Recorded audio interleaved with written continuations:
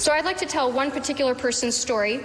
First Lieutenant Rosalind Schultz. We were both female intelligence lieutenants, trained at the same base in Texas. We were the same age, both single, no kids, on the same road on the same day in Afghanistan. And I remember, as we were leaving Bagram, the guy at the gate said to the driver, there had been a big explosion, and we should just be careful, aware of that on our drive.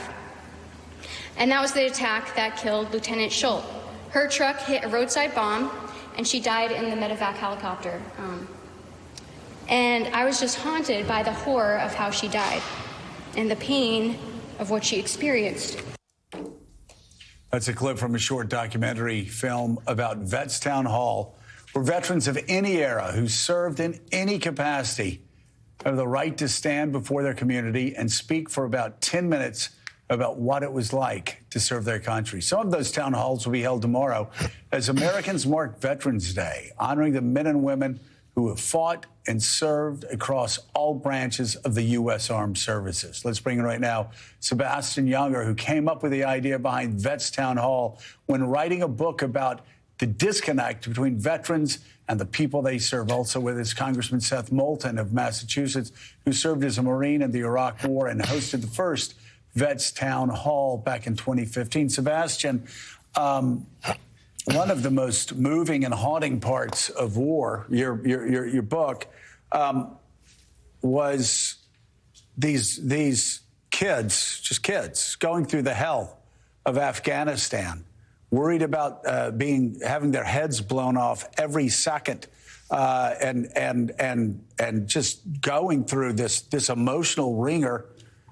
And yet, when you met up with them once they returned to the United States, you found that being back home, being isolated, not being able to tell their story was actually even harder for them. So talk about the importance of these vets being able to tell their story. Yeah, I mean, we're a social species and we go through things in groups. And one of the strange things about the modern era with the military is that you go through combat in a group and then you come home and recover from that individually. We're a very alienating society.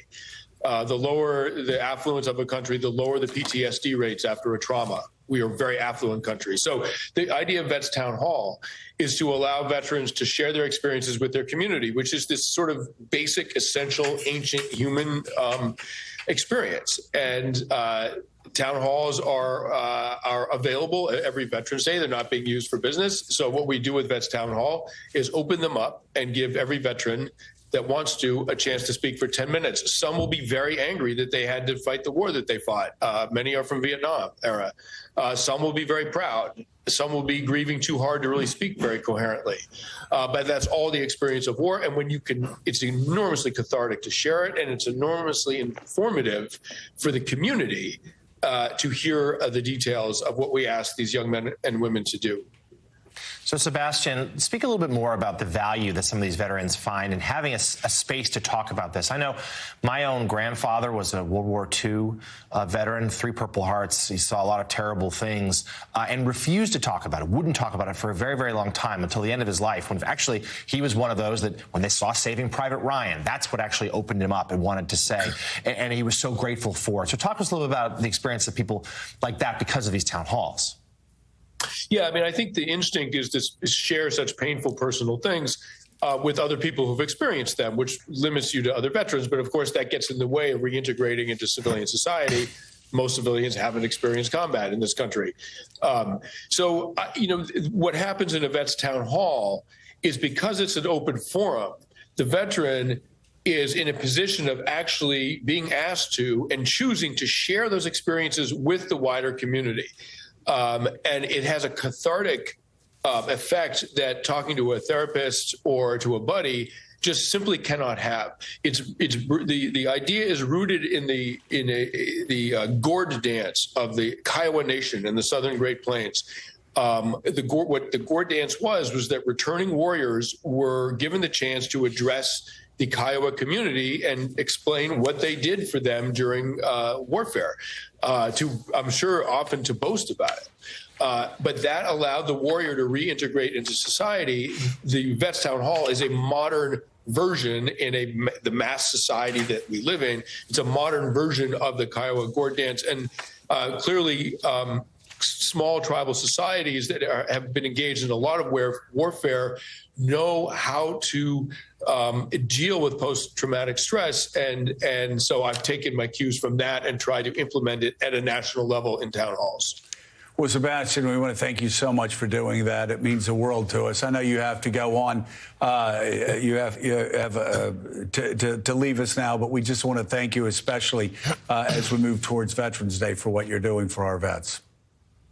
Thank you very much. It was a pleasure talking to you. All right. Great to see you again. Jackie. Congressman Moulton, thanks so much for being with us as well. You know, this is obviously going to be your 9th town hall that you've engaged in. And I'm wondering if you can talk a little bit about sort of the contrast between these town halls where people presumably on veterans on both sides of the aisle are able to connect with one another and sort of build these bridges, in contrast to your day-to-day job on Capitol Hill, where, you know, lawmakers are very publicly sort of engaging in partisan politics. Well, that's absolutely right. And when we established the first town hall, Sebastian and I said as one of the clear ground rules that there were going to be no politics. You could talk about the war, but partisanship would be left for another day. And the whole point of these town halls is, yes, to give veterans a chance to share their stories and have the cathartic experience of being able to talk about what we went through, and not just what we went through overseas, but how it's affected us back home. But I think one of the most powerful parts of the town halls is actually how it brings in the whole community, because there are so many Americans today who respect veterans, who want to help and support veterans, but just don't even know how to relate to us because they don't understand the experience. And so when we do these veterans town halls, yes, of course, we have veterans speak, but we invite the broader community to come and understand what we all went through and why it was worth fighting for all the loved ones that we have back home. So, Congressman, stay with us because we want to get to your reaction to this news that just broke. A few minutes ago, the White House confirmed that President Joe Biden will indeed meet with Chinese President Xi Jinping this coming Wednesday in the San Francisco Bay Area. Xi is set to attend the Asia-Pacific Economic Cooperation Summit, APEC. President Biden will be there, too. Their meeting was expected but had not been officially confirmed until just now. Beijing also confirms it. A senior Biden official tells NBC News that now is, quote, precisely the time for high-level diplomacy. So these two men, Congressman, have not met since Bali a year ago. Obviously, relations between the two countries got much worse after the Chinese spy balloon and a number of incidents since. There's hopes that this will repair it. But what do you think needs to be on the agenda? What would you say to President Biden are some things he needs to push his Chinese counterpart on? Well, he needs to talk about some general things like human rights abuses in China. We always want to make sure that's on the table and show that it's important to us and to the world. But more importantly, he needs to talk about very specific things like the fact that our militaries are not talking to each other right now to deconflict when we have these close calls in the Pacific. I sit on the China Committee in Congress. It's a very bipartisan committee, and I think we're very clear-eyed about the threat here, the risk that we could literally start World War III over a Chinese invasion of Taiwan in the Pacific. And a lot of Americans don't want to think about this. We put it out of mind. But I'm telling you, that risk is very real. And so that means we have to win the war of deterrence. We have to prevent this war from happening. Partly that's by sticking close to our allies all over the Pacific and our allies in Taiwan. But it's also being willing to talk with our adversaries. And that's why this meeting is so important. That's why President Biden has such an important opportunity to actually improve the dialogue between these two nations that are really, really adversaries right now across the world. All right, Congressman Seth Moulton, thank you so much for being with us. Also, thank you so much for holding the Vets Town Hall meetings this weekend. It means so much to them, I know, so it means so much to all of us. We greatly appreciate it. Thank you.